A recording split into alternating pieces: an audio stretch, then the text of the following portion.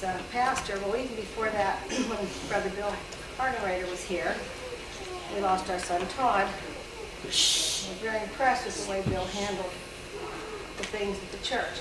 Helped counsel him. Appreciated that. Very caring person. Times like that's when you really realize how caring somebody is. And I have never ceased to appreciate him. I think that when he came back as our pastor, we counseled together that we were going to make this thing go. I had a lady say to me, I hear you're closing Mercer Free Methodist Church on Grand Street. And I said, no, if I can help it, then something just rose up in me, and it wasn't carnality, I don't mean that, but a determination to turn that thing around. And you can see by the church records and what's been going on, people are getting saved, people are getting maturing in the Lord, they're taking part in the activities of the church. I don't think that in any way could we have done all this without a dedicated pastor. And I love him and I appreciate him. Willie and I go nose to nose and toe to toe sometimes on some issues. And we've always loved each other enough we could talk about it and not stay mad. I think that's where your Christianity comes in. When you can verbalize a difference with somebody and they still care about you, but you still have common goals. And that's what we have here. We had some board meetings that were pretty testing. We went into those board meetings, prayed out.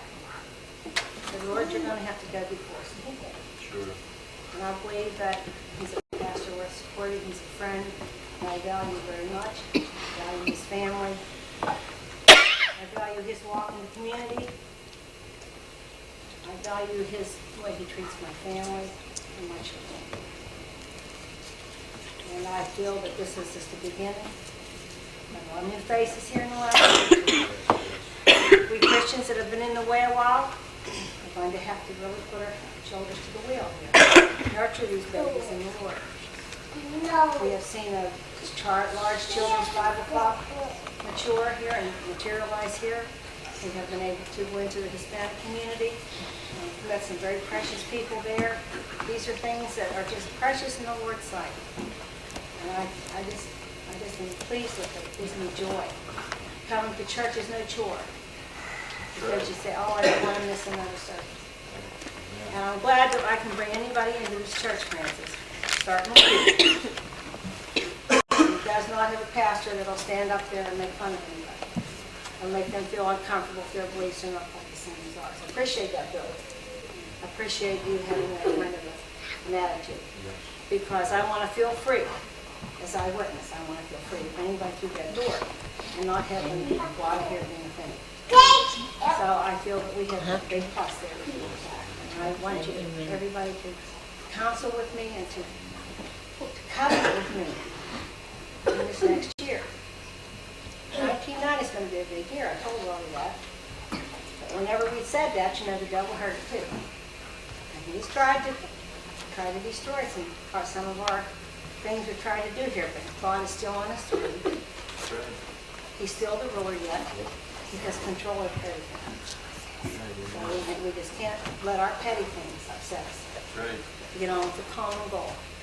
I know I look over this congregation tonight and it thrills me to see all these young people with children. I want to say something else before I sit down. I appreciate you men in this congregation. And Bill will bear this out. He is in contact with a lot of other pastors, not that he'll agree with this, that in many congregations is predominantly women. And I appreciate the men that come to church with their wives. I think this is a very key point. And I think one reason is because Bill is somebody that's a good role model for a Christian father and a Christian husband. And I think this means a lot.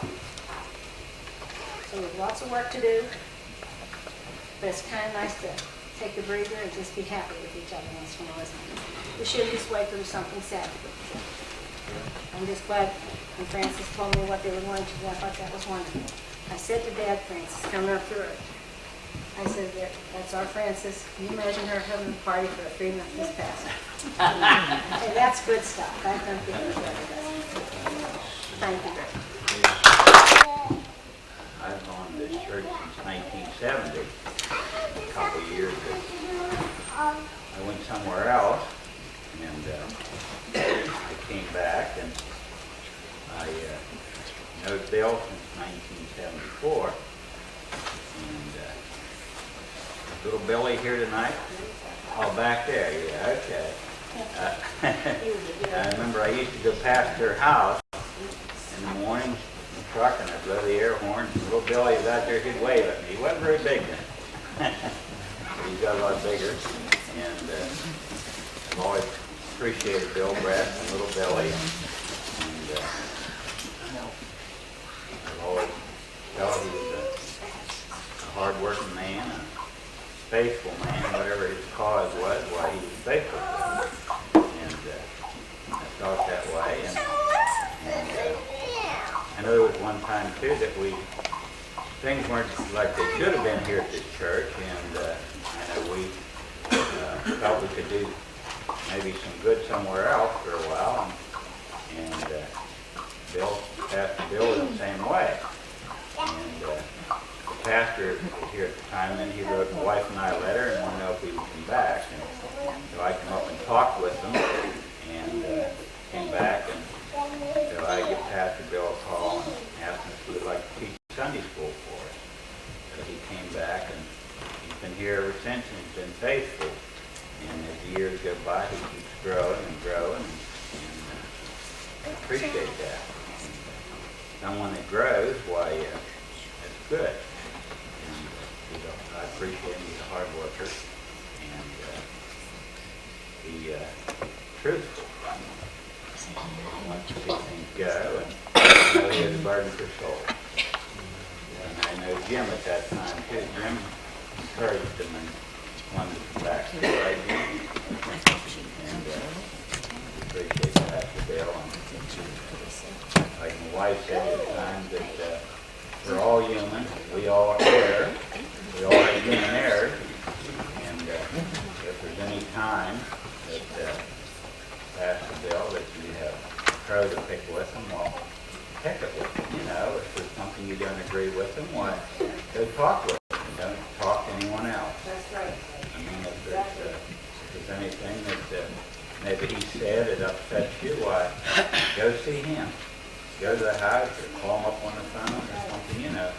Don't say, well, he said something, I'm not going back. You know, don't do that. Because Jesus wasn't that way. I mean, people picked on Jesus. They didn't like everything he said either. And we're, like I said, we're all human. We all make mistakes. We're not perfect yet. There's only one perfect person, that's Jesus. So appreciate Pastor Bill. Just pray that the Lord's will, we'll be here working together for a long time. So Jesus comes, right? And that's our aim. See souls wanting to him. And I know he has a burden for lost souls. It's wonderful to stand up here and see such a nice group tonight. And people who are saved. And I was talking to one of our brothers yesterday, and he said, the brother I was talking to yesterday, he said, we're just like one big family. I said, that's right. And I said, that's what it meant to be, one big family. Appreciate Pastor Bill and all he means to me.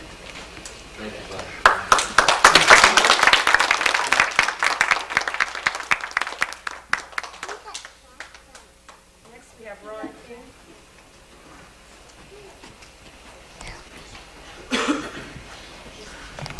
Yeah, I thought we were roasting them, like, you know, like dig up some dirt.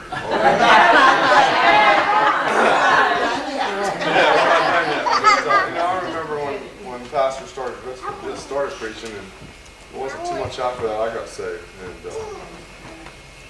the things I remember sometimes when he first started preaching, he was kind of loud and outspoken, and said things that I thought maybe wasn't quite right, but later on he would come around and kind of make up for it, which would really help me in my Christian walk, because every time once you're reborn again, you still make mistakes, because you just keep on trying to do better, and that's what I felt we both did that way. And then, yeah, we got my wife's big up there here, so. She says, what's a pastor? She starts out with Bill. Bill is Bosterius, I think I said that right, which means more than loud. I is for indispensable. He stands out in the crowd. L is for laughter, which he brings on every sermon. L is for lean and lanky, but not quite Pee Wee Herman. And breast. Breast is for all the breasts he brought into this world. R is for raisin and Bill Jr. and the 2 girls. E is for eating, which he has decreased as late. S is for shopping, and on his wife he waits. T is for total all of the above. We appreciate him and we love him and all his followers. Just appreciate that. Thank you.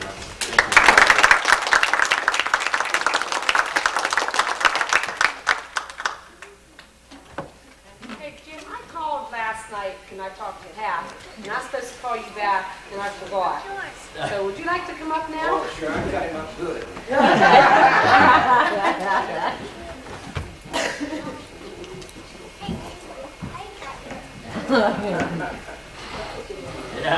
Now, my wife did tell me that Francis called. I'm behind times. I didn't want roasted meat. I thought that's when you put, roast something in the oven. And I thought, where we going to get a pan big enough to get Bill in? Then I thought, where we get an oven big enough to get him? Then I thought, who in the world want you anyhow?